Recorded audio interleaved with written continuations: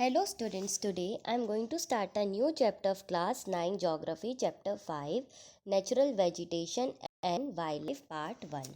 So we are discussing about what is natural vegetation. तो natural vegetation क्या होता है? ये एक plant community होती है जो कि naturally grow होती है without any human interference. तो जो भी plant अपने आप ग्रो हो रहा है बिना किसी ह्यूमन वर्क के, चाहे वो एक फॉरेस्ट में हो रहा हो ग्रो या किसी लैंडस्केप में, माउंटेन रीजन में, तो इसको हम नेचुरल वेजिटेशन के नाम से जानते हैं। तो एक होता है एडमिक, एक होता है एक्सोटिक, एक होता है इंडियन स्पीशीज़, एक होता है इम्पोर्टेड। तो जो भी चीज़ें प्रकृति में उगती हैं तो उनको हम वेजिटेशन बोलते हैं। They are known as virgin vegetation. चाहे अगर हम क्रॉप्स भी कल्टीवेट कर रहे हो या ऑर्चिड के पेड़ भी लगा रहे हैं या फ्रूट फार्मिंग भी कर रहे हैं, तो भी हम मानेंगे कि this is also a natural vegetation. तो have you observe the type of trees, bushes, grasses and birds in the field and park in and around your school? तो कभी आपने देखा है आसपास आपके कितनी नेचुरल वेजिटेशन है? क्या होती है ये वेजिटेशन? क्या अपनी कंट्री में कम से कम हम देखते हैं कि 12 मेगा बायोडाइवर्सिटीज़ हैं और 47,000 प्लांट स्पीशीज़ हैं। तो India occupies 10th place in the world, fourth in Asia and plant diversity. There are 15,000 flowering plants in India. तो ये एक तरीके से हम देख सकते हैं कि हमारी इंडिया एक तो 7th लार्जेस्ट कंट्री है। कितनी बायोडाइवर्सिटी, हमारे यहाँ 90,000 स्पीशीज़ ऑफ एनिमल है।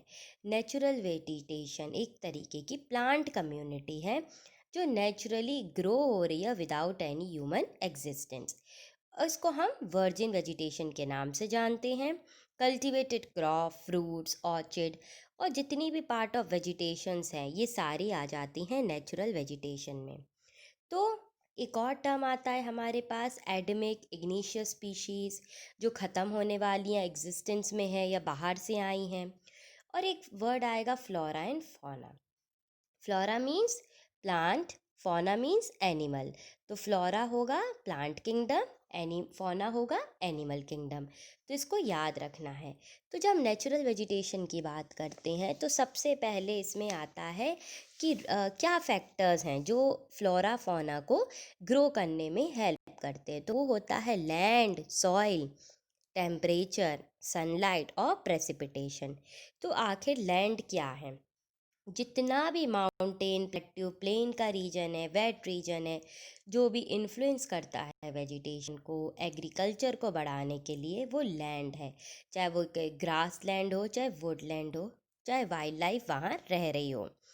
फिर सॉइल, सॉइल एक तरीके के हर टाइप के सॉइल जैसे हमारी इंडिया में पाए जाते हैं, alluvial soil, red soil, black soil, laterite soil. तो अगर मार्शी एरिया में भी है, वेट में भी है, तो हर तरीके का soil is adaptable for flora and fauna. इसके बाद हम जानते हैं टेम्परेचर। तो temperature also carries out different variations, चाहे वो, तो temperature plays a basic part in carrying out the flora and fauna of different diversities. अगर हम बात करते हैं टेम्परेचर की तो उसमें हम ये भी देख सकते हैं कि हर तरीके की वेजिटेशन यहाँ ग्रो हो सकती है, ट्रीज़, और ये हर तरीके से सूटेबल है। फिर इसके बाद होता है सनलाइट। तो सनलाइट क्या है? एक तरीके का ड्यूरेशन जब पेड़ उग सकता है। कुछ पेड़ जल्दी उगते हैं, कुछ पेड़ धीमे उगते हैं। सनलाइट वेरिएट होती है लैटिट्यूड और एल्टीट्यूड से, सीज़न से। तो it depends basically on the sustainability of that area. फिर लास्ट है हमारा प्रेसिपिटेशन। तो प्रेसिपिटेशन एक तरीके का टेम्परेचर जोन, कहीं डेंसर वेजिटेशन होता है तो वहाँ कम बारिश गिरती है, कहीं पर वेट एरिया रहता है, कहीं वेस्टर्न घाट में सोन एरिया होता है। तो हर तरीके का क्लाइमेट जो कि जून से सितंबर आता है हमारा प्रेसिपिटेशन, तो ये हेल्प करता है रेनफॉल को गिरने में, जिससे वेजिटेशन होती है। तो इससे क्वालिटी ऑफ एनवायरनमेंट बढ़ता है, लोकल क्लाइमेट बढ़ता है, control soil erosion, it regulate the stream flow, help in the variety of industries to carry out their communities and scenic views for creation. तो इन सब के अधीन पे वाइल्ड लाइफ भी हमारे यहाँ सबसे ज़्यादा ग्रोम और डेवलप होता है। तो अगर हम कहें ओवर गेजिंग करते हैं, प्लांट एनिमल पेस्चर्स में होते हैं, तो yes it is, because it is carrying out the help of biodiversity. अब अगर हम बायोडाइवर्सिटी की बात करते हैं, तो ये बायोस्फीयर है। बायोस्फीयर एक इकोसिस्टम है प्लांट और एनिमल का। इसमें साइंटिफिक और नेचुरल प्लांट एंड एनिमल अपने नेचुरल इन्वायरमेंट में रहते हैं। तो this is known as biosphere. A biosphere is an ecosystem having plant and animal of unusual scientific natural existence, they preserved in the natural। तो अगर हम जाने तो देखो, इंडिया तो बहुत रिच है, हमारा इंडियन कल्चर बहुत रिच है in terms of flora and fauna, और इतनी वैरायटीज़ है हमारे पास प्लांट्स की, एनिमल्स की, अलग अलग तरीके का सॉइल है हमारे पास, टेम्परेचर है, रेनफॉल है, लेंथ है। तो इंडिया वास्ट कंट्रीज़ में गिनी जाती है विच इज़ हैविंग एवरीथिंग। और यह नेचुरल वेजिटेशन अपने आप ही ग्रूम है, डिस्ट्रीब्यूटेड है। हमारे यहाँ 15,000 number of flowering plant animals हैं, एग्रीकल्चर के लिए लैंड यूज़ होता है, और क्लाइमेटिकल कंडीशन हमारे यहाँ बहुत सूटेबल है, रेनफॉल बहुत अच्छी होती है। तो अगर हम देखा जाए तो it is helping each and everyone to carry out their growth and sustainability।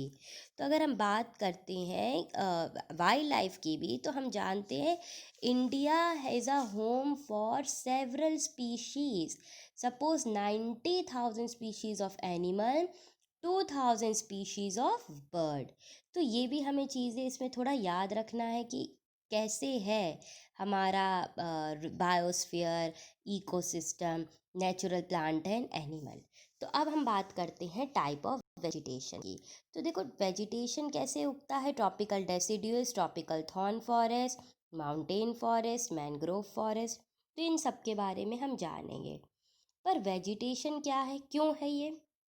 क्योंकि हमारी डिमांड फॉर कल्टिवेटेड लैंड बढ़ाता है, डेवलपमेंट ऑफ इंडस्ट्रीज माइनिंग बढ़ाता है, अर्बनाइजेशन इम्प्रूव करता है, ओवर ग्लेजिंग ऑफ पेस्चर्स को इम्प्रूव करता है। तो it is carrying out a very specific point that क्यों ज़रूरी है, and it helps in the development of a biodiversity of a nation. तो सबसे पहले हैं ट्रॉपिकल एवरग्रीन फॉरेस्ट। तो इसका नाम ही है एवरग्रीन, मतलब ये हरा भरा फॉरेस्ट है, और ये हमेशा हरा भरा रहता होगा। तो इसका मतलब हम ये मान लेते हैं यहाँ पर बहुत ज़्यादा रेनफॉल होती है। वेस्टर्न घाट में होगा ये, लक्षद्वीप, अंडमान निकोबार आइलैंड के पास होगा, 200 सेंटीमीटर रेनफॉल है यहाँ पर। और यहाँ हर तरीके की ट्रीज़ होंगी, जैसे कि हम माने ट्री, श्रब, कीपर्स, जो कि यहाँ पर ग्रो होंगी। तो इट हेल्प्स, ये है इसका फ़ोटो, और नेचुरल वेजिटेशन के लिए हेल्प करता है। तो ये मैप में भी दिया है, देखो एवरग्रीन, देखो हमेशा ग्रीनरी एरियाज़ में है, जैसे उड़ीसा का हो गया, कर्नाटका का हो गया। फिर हम देख सकते हैं ट्रॉपिकल डेसिडुअस फॉरेस्ट, तो ये पूरा हमारा पेनिनसुला प्लेट्यू कवर करता है। माउंटेन मतलब पहाड़ी, तो पहाड़ जम्मू एंड कश्मीर, और यहाँ ऊपर बांग्लादेश के ऊपर आ जाएगा। और हम देखते हैं थॉर्न फॉरेस्ट, तो थॉर्न है राजस्थान में। मैनग्रोव मतलब दलदली इलाका, जो हमें हमेशा ये बंगाल की खाड़ी के नीचे मिलता है, और यहाँ सबसे ज़्यादा घड़ियाल और क्रोकोडाइल पाए जाते हैं। तो अगर हम देखें एक एक के फीचर्स, तो yes it is important to know each and every kind of forest that is sustaining in our environment. तो अभी एवरग्रीन फॉरेस्ट की बात कर रहे थे, अब इसके बाद हमारा आ गया है डेसिडुअस फॉरेस्ट। तो डेसिडुअस फॉरेस्ट में आगे ये है कि इसके फीचर्स हमेशा ये वाइड स्प्रेड है इंडिया में, मॉनसून के भरोसे रहता है, 200 से 70 सेंटीमीटर रेन होती है, हर वीक यहाँ हरियाली रहती है, समर भी आते हैं, और ये हिमालय का एरिया हो सकता है, झारखंड का हो सकता है, वेस्ट उड़ीसा, छत्तीसगढ़ का। टीक यहाँ पर है, बेम्बू, साल, शीशम, नीम यहाँ ग्रो करती है। तो every it is a region mostly taken for cultivation, और हर तरीके के यहाँ पर एनिमल्स फाउंड होते हैं, चाहे लॉयन हो, टाइगर हो, पिग, डियर, एलिफेंट हो। Huge variety desert, snakes, tortoise are founded here. तो ये भी हमें याद रखना है। इसके बाद आता है थॉर्न फॉरेस्ट। तो थॉर्न फॉरेस्ट देखो 70 सेंटीमीटर रेनफॉल होता है। थॉर्नी ट्रीज़ हैं या बुशेस हैं, ये north western part of the country में पाया गया है। गुजरात, राजस्थान, मध्य प्रदेश, छत्तीसगढ़, उत्तर प्रदेश, हरियाणा, आम, स्पोरियस, कैटी, जितने भी हम कहते हैं कि कांटेदार पेड़ हैं जो कि राजस्थान में पाए जाते हैं, ये सब इसके अंतर्गत आते हैं। तो एक तरीके का सेक्युलेंट हैं, ये पानी कंजर्व कर लेते हैं, पानी एकदम से खींच लेते हैं इनके पास थ्रू आउट पानी को सस्टेन करने के लिए। And they found mostly in the arid region, arid area. तो अगर हम माने कि कौन कौन से यहाँ पर जानवर हैं, तो they are rat, mice, rabbit, fox, wolf, tiger, lion and wild ass horses and camels.